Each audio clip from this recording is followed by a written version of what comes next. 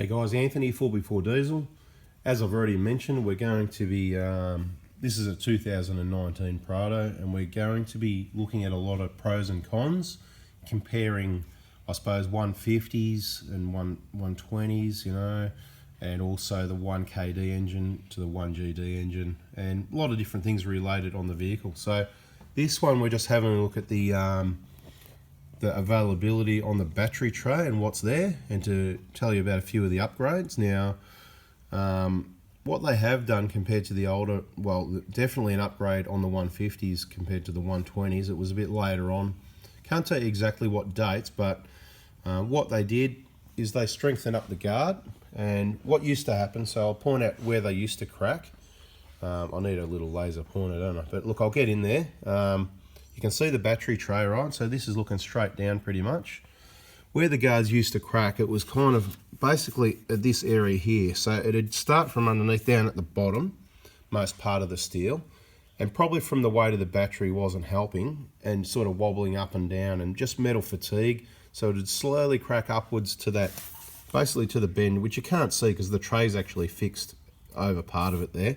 It'd come up, and once it got to that bend, it'd usually slow down. Now, it depends what battery you had there. We've seen vehicles with massive batteries in there. Like, I always remember this one. It was the worst one I've ever seen. It was a full river, 30 kilo battery. Not smart, okay? So, you know, if you guys are out there, any auto or Lex fitting up batteries and that, just have a think about it with these vehicles, weight-wise, where you're putting the batteries. I mean, it's a lot of extra weight to carry on a vehicle when they all keep going over GVM once you put a bit of gear in there. We've got to keep the weight down. That's something to think about. So don't just think how many amp hours you need. Most people have got, they're driving each day, or they've got solar or something. The battery doesn't need to last 4 days, you know. A day or two is usually about right. Again, everyone's setup's different. So it's not about an argument of what, you know, everyone's needs are a little bit different. But, you know, where you can, you try and have a smaller battery, nice and neat. And we're shortly going to get into a video showing you how we're going to set up this vehicle with a dual battery system, isolators, and all that sort of setup. So with the guard, you just want to keep the weight down. Now, they've made some massive improvements, not just the way this tray is, and I'm pretty impressed with the way this tray is. It's actually strengthening the guard. I'll point that out in a minute.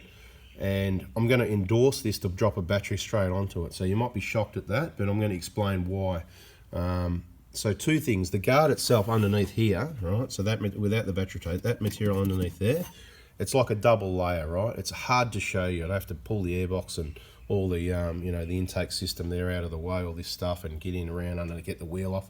We might do that another day, but have a look for yourself if you want. Pop into a Toyota dealer, have a look, have a feel, and you'll see what I mean. So they've strengthened that up, and that's probably good on its own. Then they've got this tray here, and there's a few improvements here, so this is really important. One of the key improvements, you can see the tray, right? See how it's got those spot welds up the top. So top of the picture, you can see them along the top of the tray there. So that's on that part, and it follows the perimeter all the way down this side, all the way down to the bottom here. So that steel tray is actually bracing the back part of the guard, top of the picture, to the bottom part of the guard towards the front at the bottom of the picture, right? Which is really good, on top of the bracing that's already there. So I reckon this is rock solid. Now, where you're going to have problems is if you put in a 30 kilo battery and you haven't got it secured properly, because as soon as they come loose or they're insecure and they're banging around, you might have problems. I've seen cars torn to shreds. Make sure your batteries are secure, please. Now with this, so what it's got is, it's got the, it's got your little hook there to hook the battery post on, and another one down here at this side, all right? You can actually buy, we'll just go over the other side. You can actually buy from Toyota the top bracket, which is, I think, is a good idea. Then it looks neat between, if you're putting an extra battery in. You can buy that for, I don't know, probably 15 bucks. These uprights, I reckon they're probably, you know, they're not, for what they are, probably 10 bucks and a couple of bucks for the nuts. So you're going to spend 10, 20, 30, 40 bucks or something just getting that, right? So it's not the cheapest way. You can go buy cheaper options, you know, the projector ones with the plastic over the top or whatever. You can do that if you like. I'm not saying whether that's good or bad at this stage. I'm saying, if you've got a new or near new vehicle and you're fussy, it pays to keep it the same. We know this bracket works well, just get another one. Now the tray, it's just a plastic tray down under there, right? See this? It's just a bit of flimsy, you can't see too much, but take my word for it. It's just going to be this with a plastic tray on it, okay? There's no need to have a plastic tray. It's about 60 or 70 bucks for a bit of plastic, right? if I was you, what I would do, you can either buy a metal tray if you want. You're going to spend 100, 150, 200 bucks. You just don't need it. The strength is there. The platform's there. I would invest in some rubber. I don't know how thick yet. Some really dense, firm rubber, if you like. Probably 5mm or something to give a bit of buffer between, just to protect, so the battery's not rubbing on, that plastic over there. It's kind of there to catch a bit of acid, whatever. You're probably going to use an AGM anyway. If you see what I'm going to use and recommend, the batteries that I'll get to in the next videos shortly, you're probably going to use an AGM, but it's got to be one that can put up with the heat of the engine bay if you're having it under an engine bay. So, bang, put your bit of rubber there. Depending on the size of your battery. If you're putting a big battery, you might want to put a tray there for a bit of extra support. But the base of the battery, depending what battery it is firm enough that this tray will support it. Now, the other good thing they've done is they've redesigned the way the aircon pipes go, which is really good. It used to be that this pipe here, you used to have to disconnect that and push it this way. And I'll touch on the damage that happens to the aircon pipes and the costly repair that can happen if you're unaware of that. I think we've probably covered it before, but there's no end to things on these vehicles, what we can cover and what we need to tell you about. So what happens is people take that off, right, and disconnect that, and they put the tray in, and the tray's a bit longer, so it'll have a mounting point out here somewhere on the end of it, and re-bolt that up. So this pipe gets pushed out there. That's fine. Unbolt that and push that out there. Just be careful what you undo in this case, actually, because it looks like that bolt's holding those two pipes together, and you'll lose all your gas. So don't just go ahead and undo that, right? It might be a separate bolt underneath. No, I'm not sure what that is actually. I'd have to look into it before I was going to undo it, but the point is, looks like it's two pipes joined together, and there's probably an O-ring in there, right? And I was an aircon specialist 20 years ago, so I know a little bit about it, but I just haven't looked that much at this vehicle yet. Brand new vehicle, right? Sharing the information. So what used to happen, that pipe would get pushed across, right? Pushed out that way, which in this case it can't really happen because you got part of your intake and to your turbo there in the way. But further back there's some clamps and clips and stuff like that, which will be similar or the same on this vehicle. I'll try and get around there and see what you can see. I'm not there, I've just taken a different angle, and I'm holding the camera there. Hopefully you can see something. There's a black clip there. I can actually see it from this side. So we'll go back to that. I've mentioned this in another video. It's not all about the aircon pipe, this video. It's about the battery and what you can fit in there. See that clip clamp right in the middle of the picture? Right. So down there, right, underneath that metal bracket. Securing the pipe to the guard, right? When people pushed that pipe outwards towards the engine, that clip would come out and that pipe would be banging around. And this vehicle's a bit different because it's a GX, but on a GXL and the way they were on the older ones, one alloy pipe would rub against the other, back down here behind the airbox, straight down from there near that yellow mark. Check them out. If you've got a 150 Prado, check it out. GXL, right? They used to rub together, and those alloy pipes with diesel vibration and corrugations and whatever, they are eventually going to rub through. The pipe, I think it was about $1,000, and plus all your labour, you got to pull this gear out to get it in there. It's a pain, and get your aircon, could be $1,000 or $2 unless you go to the wreckers and get an old dirty old one from somewhere. You're better off just having your brand new one and not wrecking it in the first place, which is why I'm trying to tell you this stuff, right? But the point of this one is, on this vehicle, awesome, okay? Because the whole tray will go straight over there without affecting it. So that's an awesome design upgrade, and that's what I like about Toyota. They do actually listen and change things. I mean, they can figure it out. They don't listen to us, Generally, they feedback and, things change. So the pipe is below the tray. It's really well designed.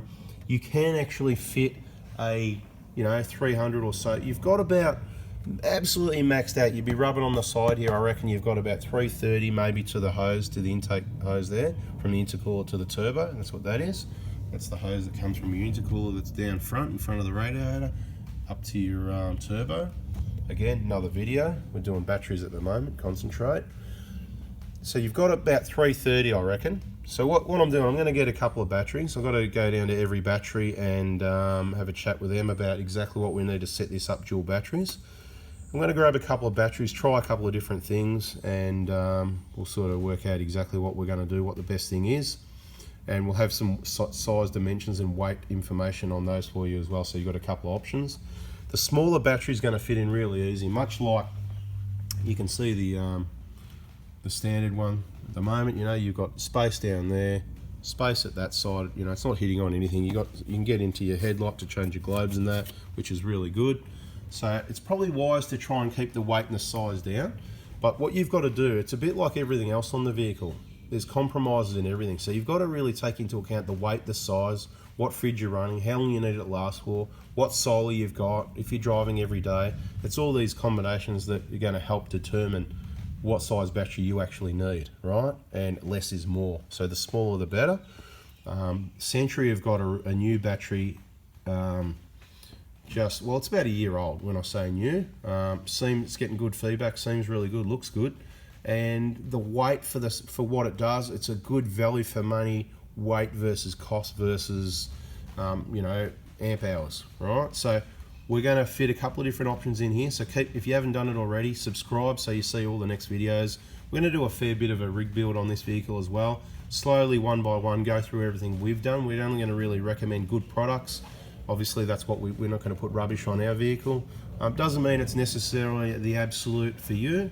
It's just we've got a little bit of experience with it, what works and what doesn't, and just trying to share it. So awesome battery tray as it is.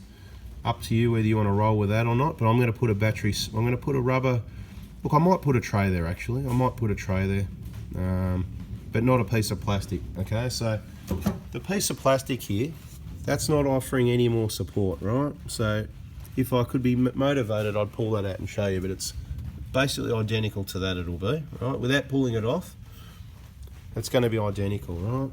The smaller battery, there's no support from that plastic tray. Let me try and pull it out if I can. Plastic tray, see I'm pushing the corner down, right? There's no support, right? The support is just that tray and the strength of the base of the battery, which is perfectly strong enough to support on that amount of support, obviously. If you go to a bigger battery, you might want to consider a tray, but just remember, you go to a bigger battery, then you add the tray, it's more weight, it all adds up, bada boom, bada bing, okay? So that's the battery tray and the guard strengthening information. I hope you found that informing and helpful. Really impressive what they've done there with that guard strengthening and that battery tray. I really like it. Awesome. Thanks for watching.